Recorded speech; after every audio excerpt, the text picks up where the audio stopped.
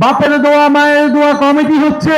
এখন তো মন্ত্রীদের ছেলেরাও নাকি দুর্নীতি করছে বিভিন্ন মন্ত্রণালয় থেকে, যে পুরো বাংলাদেশ তীব্র জ্বালানি সংকটে ভুগতেছে এই মুহূর্তে। এবং আমরা বলেছি সরকারের অপরিকল্পনা, সরকারের নজিরবিহীন লুটপাট, দুর্নীতি এর জন্য দায়ী।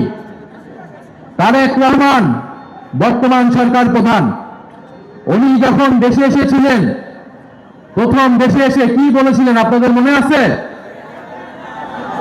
উনি এসে বলেছিলেন যে আই হ্যাভ এ প্ল্যান। ওনার কি আছে? একটা প্ল্যান আছে।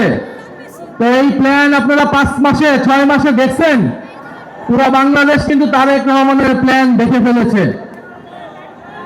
তারা বলেছিল নির্বাচিত সরকার আসলেই দেশের সব সমস্যার সমাধান হবে, রাজনৈতিক সরকার আসলেই দেশের আইন শৃঙ্খলা ঠিক হয়ে যাবে, দেশের অর্থনীতি ঠিক হয়ে যাবে।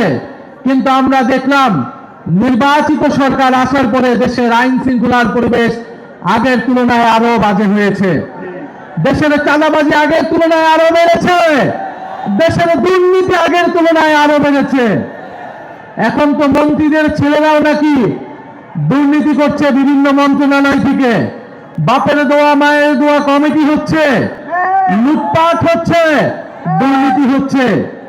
ফলে এই সরকার অব্যবস্থাপনা এবং অপরিকল্পনার কারণে আজকে তেলের দাম, গ্যাসের দাম, চালের দাম, সবজির দাম সবকিছু বৃদ্ধি পাচ্ছে।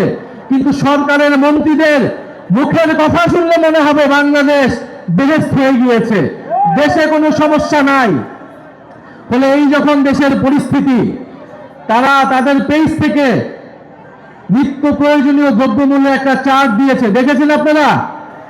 আমরা জানতে চাই এটা কোন বাজারের চার্ট, আমরা সেই বাজার থেকে বাজার করতে চাই। সবজির দাম কি বাড়ছে, কমছে না বাড়ছে? ব্রয়লার মুরগির দাম কি কমছে না বাড়ছে?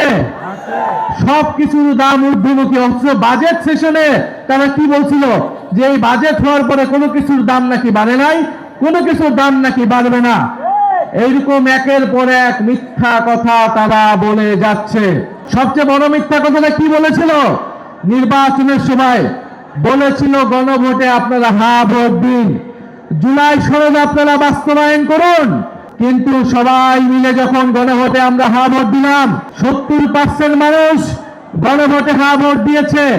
তারপরে তারা ক্ষমতায় গিয়ে সেই গণভোটে হ্যাঁ তারা বাস্তবায়ন করলো না। তারা সংবিধান সংশোধন কমিটির নামে জনগণের সাথে বিশ্বাসঘাতকতা করছে, প্রতারণা করেছে। ফলে এই সরকারকে আমরা একটা প্রতারক সরকার বলতে পারি, একটা বিশ্বাসঘাতক সরকার বলতে পারি। দেশে দেশে সবার সাথে দ্য নিউজ।